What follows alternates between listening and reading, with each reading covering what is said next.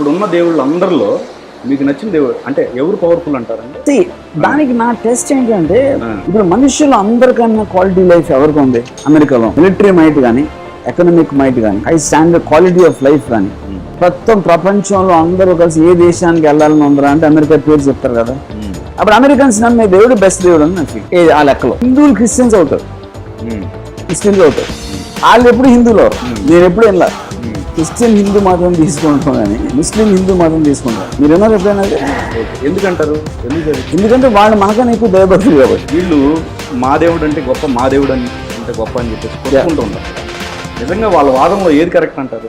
దానికి ప్రూఫ్ అదండి నేను చెప్పేది. ఇప్పుడు ఆల్రెడీ మనకి వరల్డ్ లో ప్రూవ్ అయింది ఏంటి? క్రిస్టియన్ జీసస్ క్రైస్ట్ కి సంబంధించిన దేశాలన్నీ అందరికన్నా మోస్ట్ పవర్ఫుల్ పొజిషన్ ఉన్నాయి. యూరోప్ అన్న, యుఎస్ అన్నది. దెన్ దాని తర్వాత middle east, Islam, Saudi Arabia and very rich countries. దాని తర్వాత ఉన్నాం మనం ఎక్కడో. అప్పుడు మీరు ఆ డిగ్రీలో హ్యుమానిటీలో ఏ దేవుని కొలిస్తే ఎంత బాగున్నారు అన్న దాంట్లో మీకు ఆల్రెడీ ప్రూవ్ అయిపోయారు.